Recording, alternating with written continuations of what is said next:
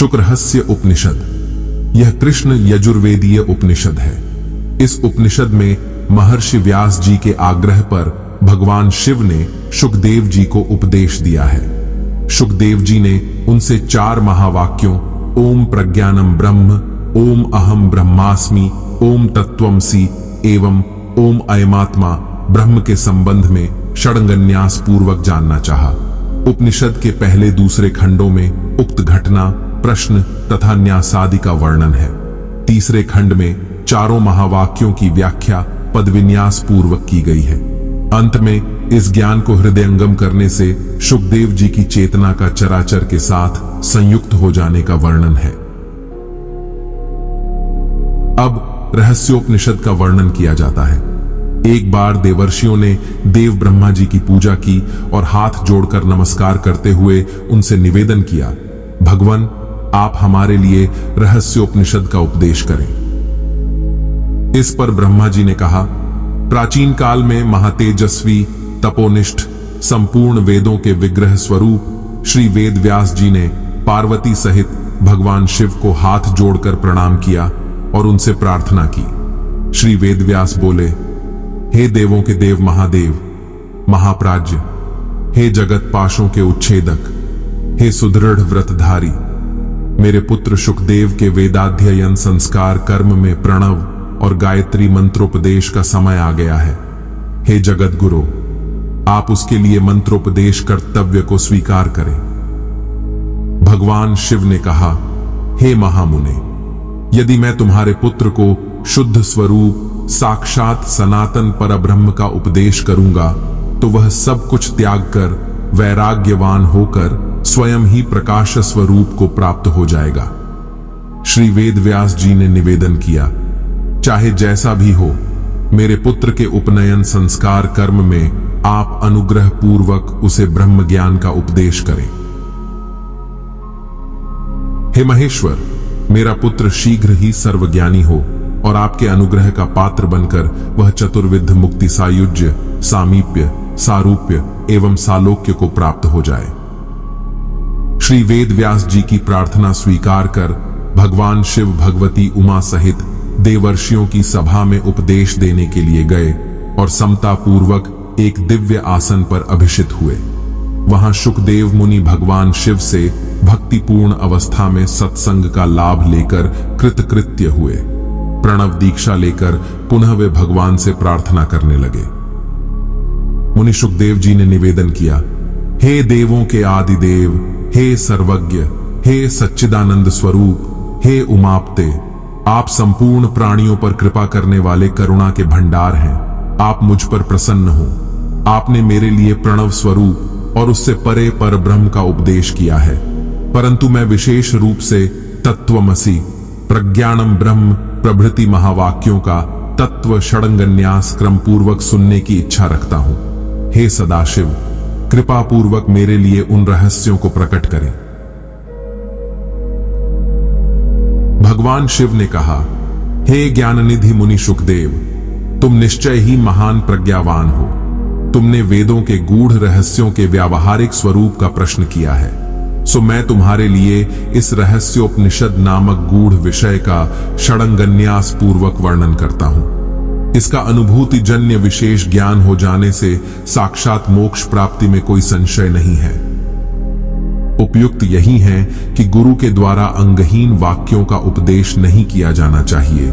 सब महावाक्यों का षडंग सहित उपदेश करना चाहिए। जैसे चारों वेदों में उपनिषदें सर्वश्रेष्ठ हैं, वैसे संपूर्ण उपनिषदों में रहस्योपनिषद सर्वश्रेष्ठ है। जिस तत्वदर्शी विचारक ने इस रहस्योपनिषद में वर्णित ब्रह्म का चिंतन मनन किया है, उसे पुण्यदायक कारणों तीर्थ सेवन, मंत्र पाठ, वेद पाठ तथा जप आदि करने से क्या प्रयोजन है। 100 शरद ऋतुओं वर्षों तक महावाक्यों के अर्थों पर विचार करने से जिस फल की प्राप्ति होती है, वह फल इन वाक्यों के ऋष्य आदि के स्मरण सहित एक बार जप करने से ही प्राप्त होता है। ओम इस महावाक्य महामंत्र के हंस ऋषि हैं, अव्यक्त गायत्री छंद है, परमहंस देवता है, हम बीज मंत्र है, सह शक्ति है, सो हम कोलक है। परमहंस देवता की प्रीति के लिए महावाक्य जपने हेतु मेरे द्वारा विनियोग है। करन्यास के लिए ब्रह्म सत्य, ज्ञानमय और अनंत है, उसे नमस्कार है। अंगूठे का स्पर्श ब्रह्म नित्य शाश्वत आनंद स्वरूप है, उसे नमन है। तर्जनी अंगुली का स्पर्श ब्रह्म नित्य आनंदमय है, उसे नमन है। मध्यमा अंगुली का स्पर्श जो अति विस्तृत है वह ब्रह्म है, उसे नमन है। अनामिका अंगुली का स्पर्श जो अति विस्तृत का भी अधिपति है वह ब्रह्म है, उसे नमन है। कनिष्ठिका अंगुली का स्पर्श ब्रह्म एक एवं अद्वितीय है, उसे नमन है। करतल एवं कर पृष्ठ का स्पर्श ब्रह्म सत्य, ज्ञानमय एवं अनंत है, उसे नमन है। हृदय स्थान का स्पर्श ब्रह्म नित्य आनंद स्वरूप है, उसे नमस्कार है। सिर का स्पर्श ब्रह्म नित्य आनंदमय है, उसे नमन है। शिखा का स्पर्श जो विस्तृत है वह ब्रह्म है, उसे नमन है। दाएं बाएं कंधे का स्पर्श जो विस्तृत का अधिपति है वह ब्रह्म है, उसे नमन है। दोनों नेत्रों का स्पर्श ब्रह्म एक और अद्वितीय है, उसे नमन है। दाएं हाथ को सिर के ऊपर से घुमाकर बाएं हाथ पर ताली बजाएं। ओम पर ब्रह्म भूव अंतरिक्ष और स्वद्युलोक में संव्याप्त है, उसे नमस्कार है। सभी दिशाओं से रक्षा का विधान। ध्यान जो सदा ही आनंद रूप श्रेष्ठ सुखदायी स्वरूप वाले ज्ञान के साक्षात विग्रह रूप हैं, जो संसार के द्वंद्वों सुख दुखादि से रहित व्यापक आकाश के सदृश निर्लिप्त है तथा जो एक ही परमात्म तत्व को सदैव लक्ष्य किए रहते हैं, जो एक हैं, नित्य हैं, सदैव शुद्ध स्वरूप है, झंझावातों में अचल रहने वाले, सबकी बुद्धि में अधिष्ठित, सब प्राणियों के साक्षी रूप, राग आसक्ति आदि भावों से दूर, लोभ मोह अहंकार जैसे सामान्य त्रिगुणों से रहित हैं, उन सद्गुरु को हम नमस्कार करते हैं। अब 4 महावाक्य दिए जाते हैं। ओम प्रज्ञानम ब्रह्म प्रकृष्ट ज्ञान ब्रह्म है। ओम अहम ब्रह्मास्मि मैं ब्रह्म हूं। ओम तत्वमसि अर्थात वह ब्रह्म तुम ही हो। ओम अयमात्मा ब्रह्म, यह आत्मा ब्रह्म है। इनमें से यह तत्वमसि महावाक्य ब्रह्म से अभेद का प्रतिपादन करता है। जो साधक इसका झप चिंतन मनन करते हैं वे भगवान शिव की सायुज्य मुक्ति का फल प्राप्त करते हैं, अर्थात भगवान शिव के स्वरूप वाले हो जाते हैं। आगे ओम तत्वमसि महावाक्य के तत्पद के षडंग विनियोग एवं दिग्बंध सहित ध्यान का विवरण प्रस्तुत किया गया है। पुरुष को नमस्कार है। अंगूठे का स्पर्श ईशान को नमन, तर्जनी का स्पर्श अघोर को नमन, मध्यमा अंगुली का स्पर्श सद्योजात को नमन, अनामिका का स्पर्श वामदेव को नमन, कनिष्ठिका का स्पर्श तत्पुरुष ईशान, अघोर, सद्योजात और वामदेव को नमन है। करतल कर पृष्ठ का स्पर्श। इसी प्रकार हृदयादि न्यास का क्रम है। ओम परमात्मा है। भू अर्थात भूलोक, भूवह अंतरिक्ष लोक एवं स्वद्युलोक में संव्याप्त है, उसे नमस्कार है। सभी दिशाओं से रक्षा का विधान। वह ज्ञान रूप, जानने योग्य है एवं ज्ञान गम्यता से परे भी है। वह विशुद्ध रूप, बुद्धि रूप, मुक्त रूप, अविनाशी रूप है। वही सत्य, ज्ञान, सच्चिदानंद रूप, ध्यान करने योग्य है। हमें उस महातेजस्वी देव का ध्यान करना चाहिए। आगे ओम तत्वमसि महावाक्य के त्वम पद के षडंग विनियोग एवं दिग्बंध सहित ध्यान का विवरण प्रस्तुत किया गया है। यया महामंत्र के त्वम पद के ऋषि विष्णु हैं, छंद गायत्री है, देवता परमात्मा है, बीज एम है, शक्ति क्लीम है, कीलक 100 है। मेरी मुक्ति के लिए जप का विनियोग है। करन्यास वासुदेव को नमस्कार है।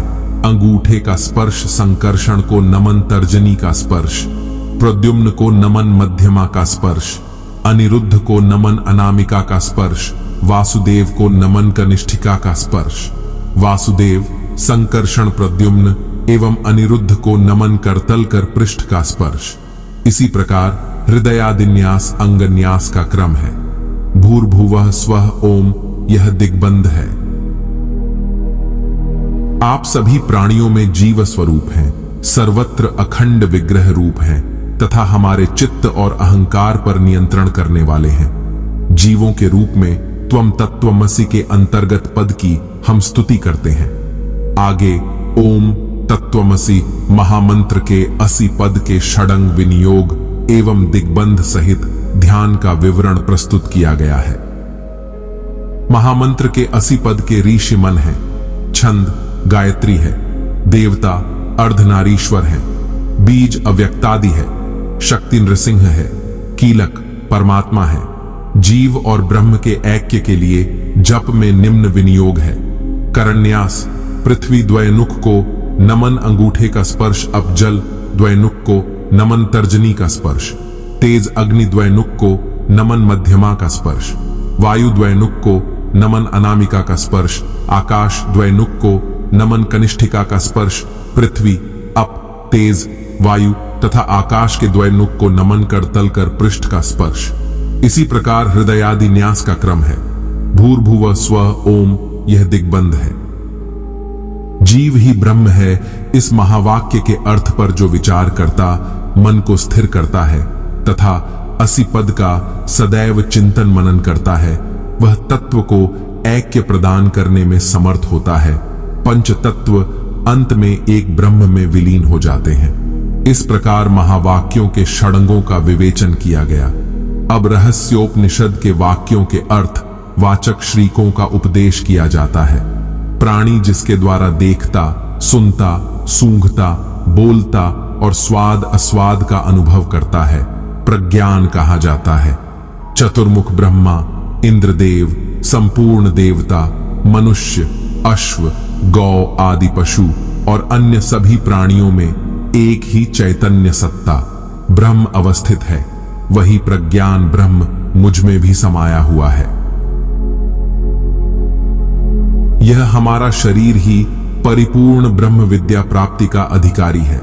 इसमें साक्षी रूप में अवस्थित परमात्मा बुद्धि के स्फुरित होने पर उसे अहम कहा जाता है। स्वतः स्थापित परिपूर्ण परमात्मा को यहां ब्रह्म शब्द से वर्णित किया गया है। अस्मि शब्द से ब्रह्म और जीव की एकता का बोध होता है। इस प्रकार मैं ही ब्रह्म हूं, यह अर्थ निकलता है। सृष्टि के पूर्व द्वैत के अस्तित्व से रहित, नाम एवं रूप से रहित एकमात्र सत्य स्वरूप अद्वितीय ब्रह्म था तथा वह ब्रह्म अब भी विद्यमान है। वही ब्रह्म तत्पद तत्वमसि में वर्णित है। उपदेशों का श्रवण करने वाले शिष्य के आत्म तत्व को, जो शरीर इंद्रियों से परे है, त्वम पद से वर्णित किया गया है। 80 पद के द्वारा तत् और त्वम पदों के वाच्यार्थ ब्रह्म और आत्म तत्व के ऐक्य को अनुभव करना चाहिए। उस अयमात्मा ब्रह्म के अंतर्गत स्वप्रकाशित परोक्ष प्रत्यक्ष शरीर से परे तत्व को अयम पद के द्वारा प्रतिपादित किया गया है। अहंकार से लेकर शरीर तक को प्रत्यक आत्मा कहा गया है। इस संपूर्ण दृश्यमान जगत में जो तत्व संव्याप्त है वह ब्रह्म शब्द से वर्णित किया जाता है।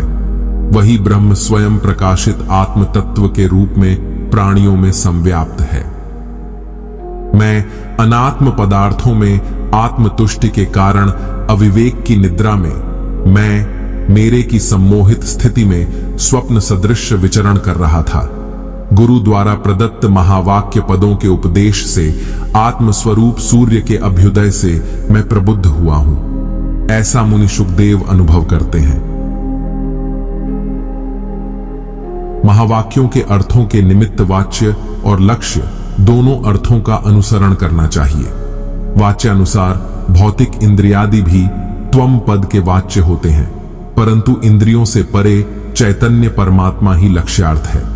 इसी प्रकार तत्पद का वाच्य प्रभुता संपन्न सर्वकर्ता परमात्मा और लक्ष्यार्थ सच्चिदानंद स्वरूप ब्रह्म है। यहाँ 80 पद से उक्त दोनों पदों के लक्ष्यार्थ द्वारा जीवात्मा और ब्रह्म के एकत्व का प्रतिपादन हुआ है। वाच्य और लक्ष्य को समझना हर मंत्र एवं महावाक्य के उपयोग के क्रम में आवश्यक है। कार्य और कारण रूप दो उपाधियों के द्वारा त्वम और तत् पदों में भेद प्रतिपादित है। उपाधि रहित होने पर दोनों ही एक सच्चिदानंद रूप हैं। जगत में भी दोनों वचन यह और वह प्रत्येक देश और काल में कहा गया है। इनमें यह और वह निकाल देने पर एक ही ब्रह्म शेष रहता है, जैसे वह देवदत्त है और यह देवदत्त है। इन दोनों वाक्यों में देवदत्त एक ही है। यह जीव कार्य रूप उपाधि वाला और ईश्वर कारण रूप उपाधि वाला है। इन कार्य और कारण रूप उपाधियों को छोड़ देने पर विशुद्ध ज्ञान रूप ब्रह्म ही शेष रहता है। शिष्य साधक को पूर्ण बोध तभी हो सकता है जब वह प्रथम गुरु के द्वारा उपदेश सुने, फिर मनन करे, तदनंतर निदिध्यासन अनुभूति की साधना करे। अन्य विधाओं का भली भांति प्राप्त हुआ ज्ञान अवश्य ही नश्वर है, परंतु ब्रह्म विद्या का भली प्रकार प्राप्त हुआ ज्ञान ब्रह्म प्राप्ति में समर्थ है। देव ब्रह्मा जी का वचन है कि गुरु अपने शिष्य को षडंगों से युक्त महावाक्यों का उपदेश करे, महावाक्य मात्र का उपदेश ही न करे। भगवान शिव ने मुनि शुकदेव से कहा, हे शुकदेव, तुम्हारे पिता वेद व्यास जी ब्रह्मज्ञानी हैं। उन पर प्रसन्न होकर ही मैंने तुम्हारे प्रति इस रहस्योपनिषद को कहा है। इसमें सच्चिदानंद स्वरूप ब्रह्म का उपदेश है, जो तप से प्राप्त किया जाता है। तुम उस ब्रह्म का चिंतन करते हुए जीवन मुक्त जन्म मरण के बंधन चक्र से मुक्त हो जाओगे।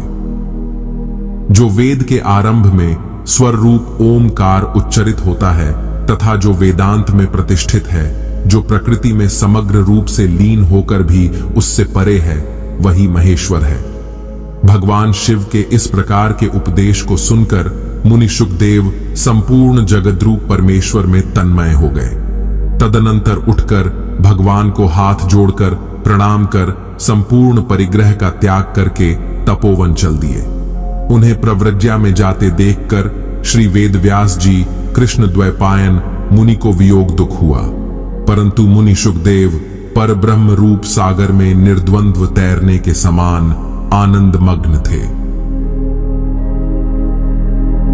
पुत्र के वियोग में कातर हुए श्री वेदव्यास जी उनके पीछे चलते हुए उन्हें पुकारने लगे। उस समय उनकी पुकार का प्रत्युत्तर संपूर्ण जगत के जड़ चेतन पदार्थों ने दिया।